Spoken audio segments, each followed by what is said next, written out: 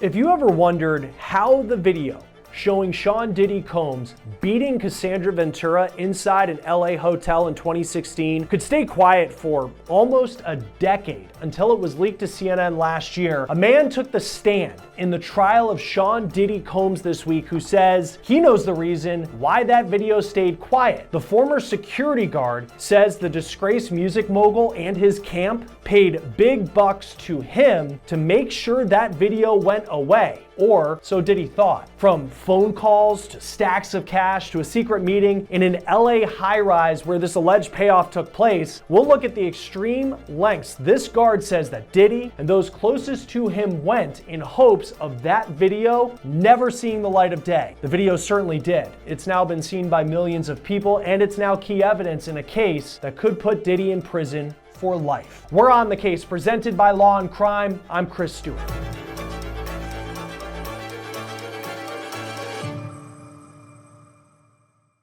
What would you do if you had the video of an A-list celebrity, a high-profile, powerful person beating someone, in fact, beating his girlfriend in a hotel hallway, and that A-list celebrity came to you and said that they would give you tens of thousands of dollars to make sure that video disappeared?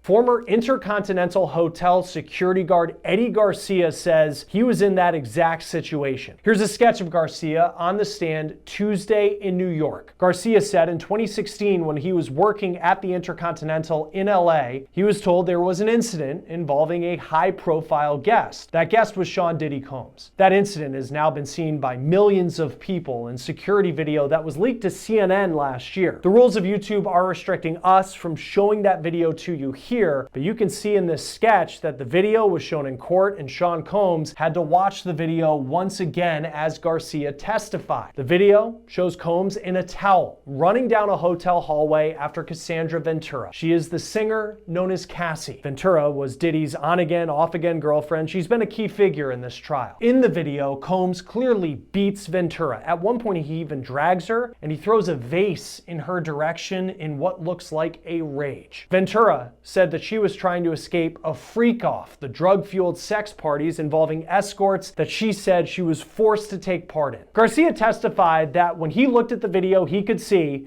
it was Sean Combs. He was in that towel attacking Ventura. Garcia said that police were not called because Ventura didn't request it. Charges were never filed related to the attack at the Intercontinental. Now, anyone who's seen the video knows just how bad it is for Sean Combs. In fact, his defense team tried to stop it from being used in this trial, but it has been entered as evidence and it's come up multiple times already. Apparently, Diddy and his close allies back in 2016 knew how bad this video was. Garcia testified that he in fact received a phone call. It had a New York area code, and on the other end of the phone was Kristina Khorram. Khorram's name has come up a lot so far in this trial. She was Diddy's chief of staff, a personal assistant. Diddy called her his right-hand woman. Garcia said that Khorram asked him if he had seen the video, if he had a copy of the video. She said that Combs was intoxicated and didn't remember what happened, allegedly. Garcia said he told Khorram that she would have to talk to hotel management about getting the video, but Kristina Khorram apparently was not someone to say no to. Garcia said Khorram reached out multiple times. One time, in fact, she showed up in person at the hotel. The lobby called and said that Khorram was asking for him and that she wanted to see the video. Garcia went and met Khorram.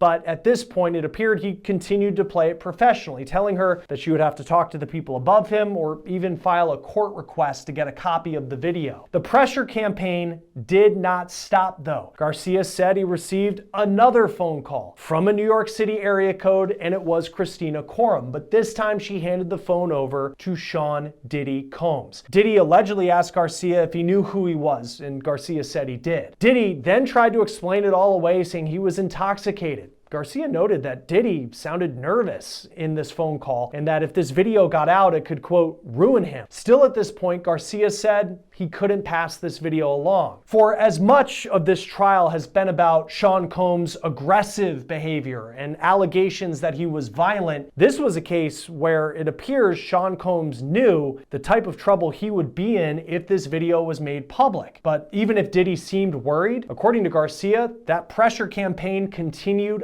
on. This time, Kristina Khorram called his personal phone, and Garcia said that made him nervous. This phone call, though, is where it appears Garcia went from following the rules to listening to what Combs and company may have to offer. He said that Diddy got on the phone once again, and this time it sounded like Combs was taking a different approach, calling Garcia a nice guy who could help him. When Garcia told Combs that he didn't have access to the server where this video would be kept, Diddy took it up a notch and said he could allegedly, quote, take care of Garcia. Before we get back to the trial of Sean Diddy Combs, I want to bring you a Law&Crime legal alert. If you received a Depo-Provera birth control shot and were later diagnosed with a spinal or brain tumor called meningioma, you may be eligible for a lawsuit. Morgan & Morgan is investigating claims that patients weren't properly warned about this risk. It's free to check, takes just a few minutes, and you don't pay unless they win.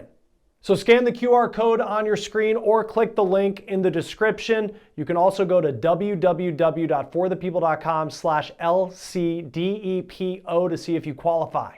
Instead of once again saying no, Garcia decided it was time to go talk to his supervisor, a man named Bill Medrano. Garcia said his boss told him for $50,000 Combs would have a deal. When Garcia told Diddy that, no longer was he Eddy Garcia in the eyes of Sean Diddy Combs. Garcia said Diddy called him, quote, Eddy, my angel. The next step, Garcia said, was getting what he thought was the only copy of this video. Garcia said he went to the hotel's server room, and he says that his boss, Bill Medrano, gave him a USB that he was told had the video on it. Garcia then went to meet Combs, and this, though it's cliche to say, does sound like a scene out of a movie. Garcia said he went to a high-rise building in West Los Angeles, and when he got there, he called a number, and he was met by a member of Diddy's security team, a big guy standing as tall as 6'5", he says. Eddy then goes upstairs, and there he saw Sean Diddy Combs. He said Diddy was smiling and once again saying he was Eddy, my angel. So let me paint this scene for you. A low-wage security guard standing in front of a powerful figure holding on to something that would destroy Sean Combs. In 2016, it didn't, but that video, when it was released, certainly did roughly a decade later. Inside that high-rise, Garcia says that Combs had Kristina Khorram get him tea that he liked. He then asked Garcia if he had the USB drive and if that USB drive was the only copy of the video. To make sure, Garcia called his boss Bill, who told him yes, that was the only copy and it wasn't stored anywhere else. And here's part of the story where Cassie plays a role once again. Garcia said he could get in trouble if Cassie had a change of heart and wanted to file a complaint and have the authorities call. Police would likely see that that video in question was gone and Garcia would be on the hook for it. But Combs allegedly told Garcia that Cassie wanted that video gone as well. In fact, Diddy FaceTime Cassie, and Garcia said she told him that she was about to be in a movie and this video wouldn't be good for her if it went public. Combs then said he wanted the IDs of Garcia, his boss Bill, and the security guard who responded to the disturbance at the hotel named Israel Flores. Now, you might remember Flores from earlier in the trial. He was the first witness to testify. He now works for the LAPD. Flores said that when he saw Combs, he had a devilish stare after the incident, and in his testimony, Flores said that Diddy approached him with a wad of cash, saying, quote, "Don't tell nobody." Flores said that he declined that money, and he interpreted it as a bribe. Garcia said that Flores wasn't the type of guy who would go along with this plan of accepting money to destroy the video, so he got the ID of a different guard who responded that day to what had happened between Sean Combs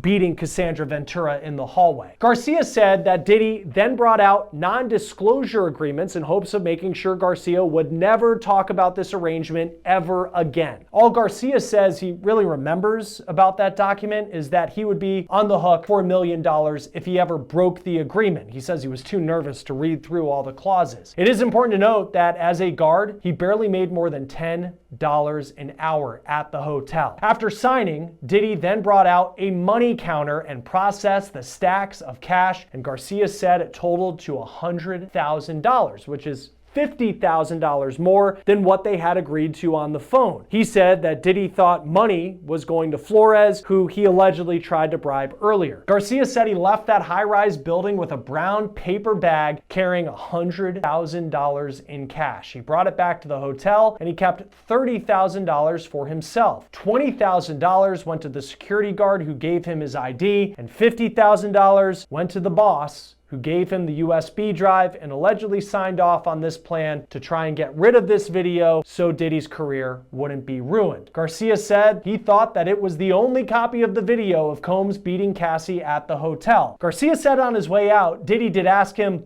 what he was going to do with the money. He also allegedly told Garcia to not make any big purchases. Garcia said he used the money to buy a used car in cash and didn't put any in the bank. It wasn't the last time, though, that Sean Combs ever spoke to Garcia. Garcia said Diddy actually called him later on and wished him a happy Easter. After that, Garcia said he reached out to Combs once again on Instagram about whether he had any work in Los Angeles. Garcia said he never heard back from Diddy.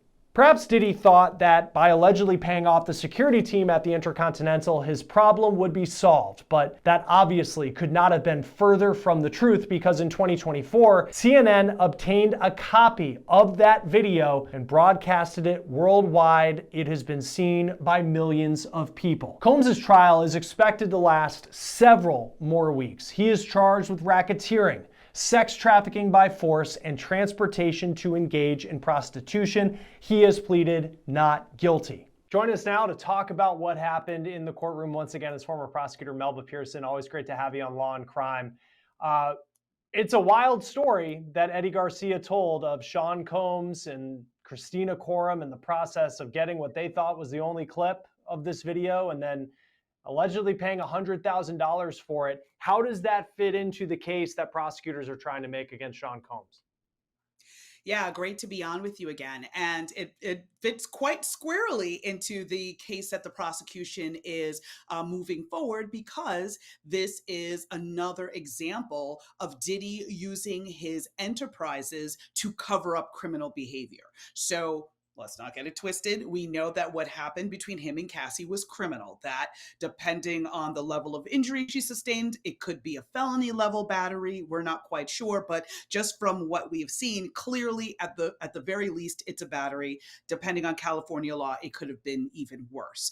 And so as a result of this being a criminal action, and obviously him not wanting it to get out and purchasing the evidence to make sure it doesn't get out, these are all examples of him using monies that may not necessarily be coming out of his personal bank account, but coming out from the bank account of the Bad Boy Productions or Combs Enterprises or whatever the case may be. So you've got that aspect. You also have the aspect of the use of various staff members to call and put pressure on Eddy Garcia and his supervisor to relinquish the tape. And that would be Kristina Khorram, the chief of staff. You have the security guards that basically stood over Eddy to ensure that he signed the NDA.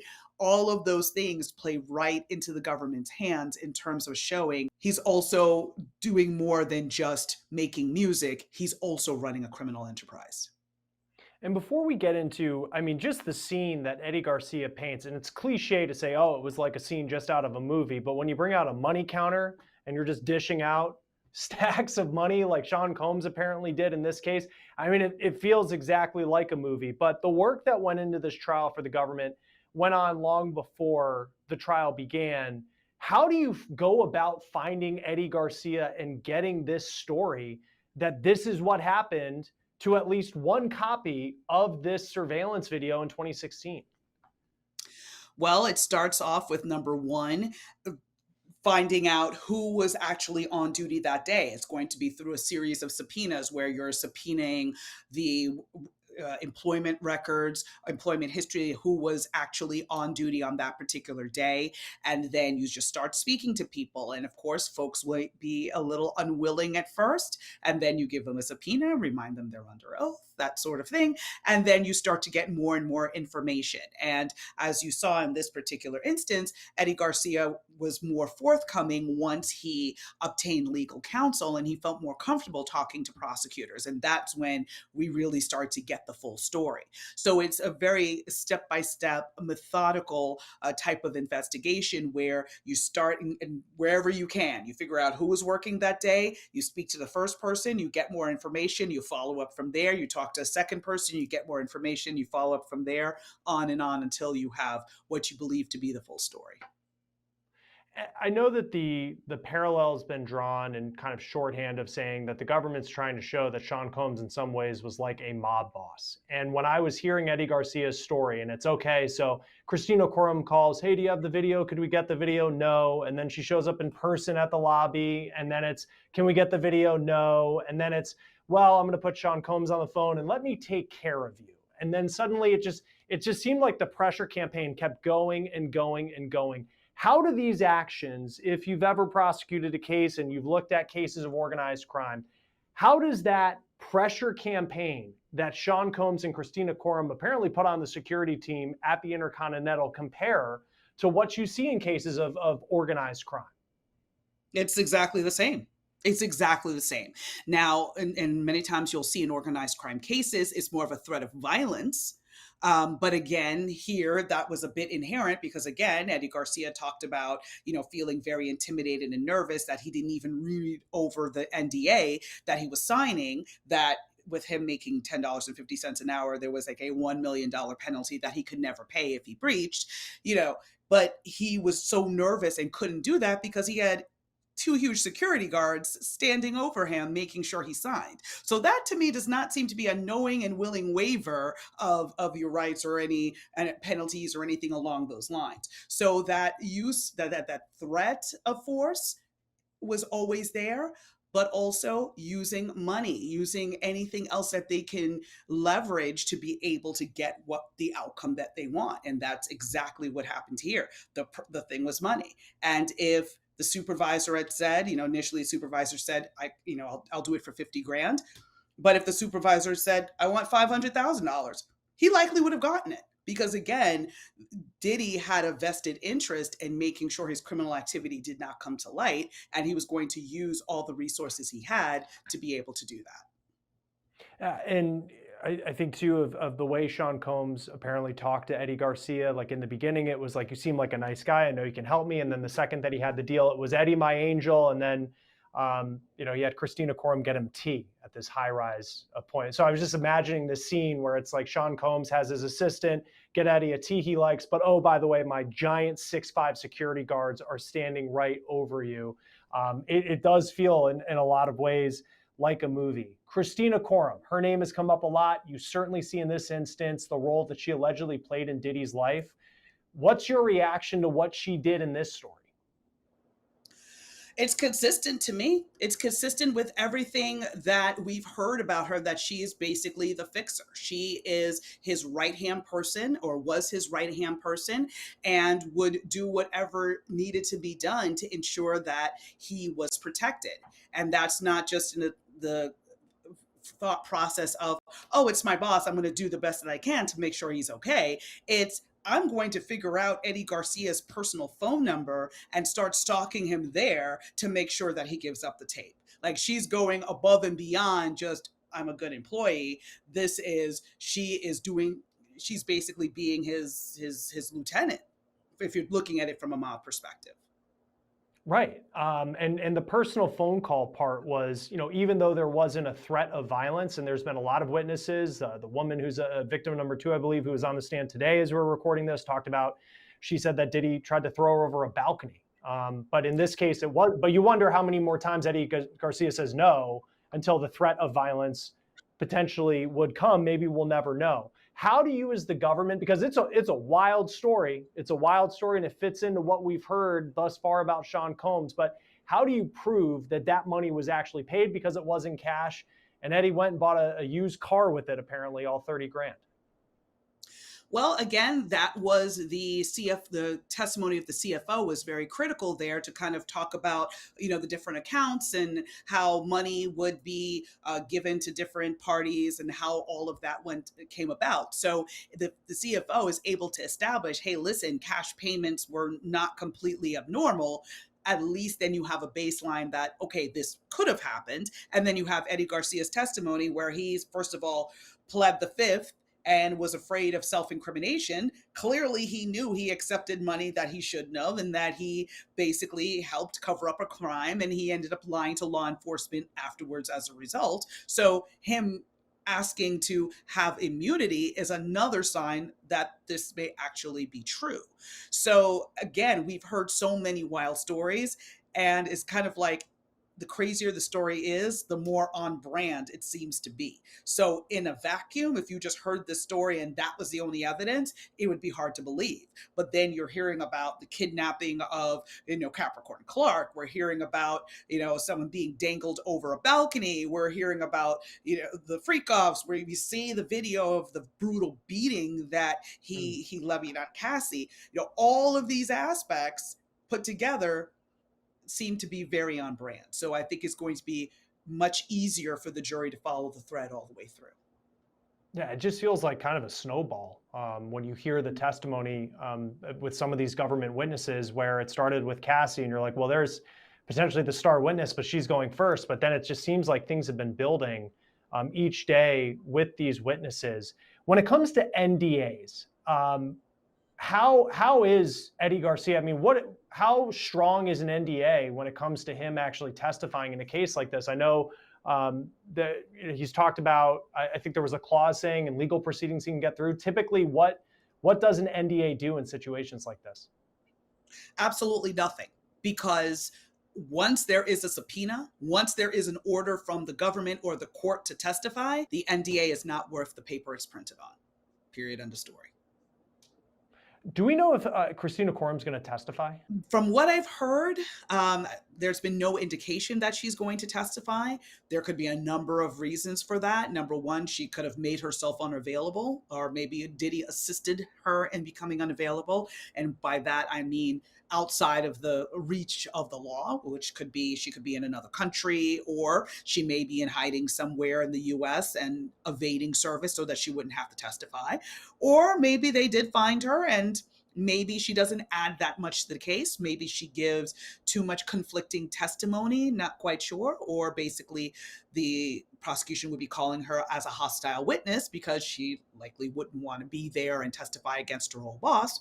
So, it's a mixed bag. I'm not sure if we're going to hear from her. I'd love to hear from her because I think she has a lot of insight as to how all of this works and the day-to-day workings of Diddy Enterprises. And also, I mean, she could substantiate what she knew about Cassie being beaten, because we had different I can't remember the name of the witness that testified on that, but this particular witness had indicated to Kristina Khorram that, Cassie is, being brutalized, bad things are happening, Diddy's out of control. And she was like, okay, yeah, I'll speak to him. And of course, nothing changed. So what did she know? When did she know it? And what did she do about it? I think are critical questions that would be very helpful to the jury and, helpful in this case, but I'm not 100% positive we're going to hear from her. No, and I feel like it's a big question, because every single time that there's someone who worked or interacted with Combs Enterprises, it goes through Kristina Khorram, and the stories that she must have, and the question of where she is right now. If someone goes to a foreign country, I mean, how far away do you have to go to be out of the reach of the government in a case like this, where you would want her, if the government did want to call her to the stand? Well, I mean, it gets messy because, first of all, you have to be able to serve the person or show that the person is evading service. And that can sometimes be a bit difficult.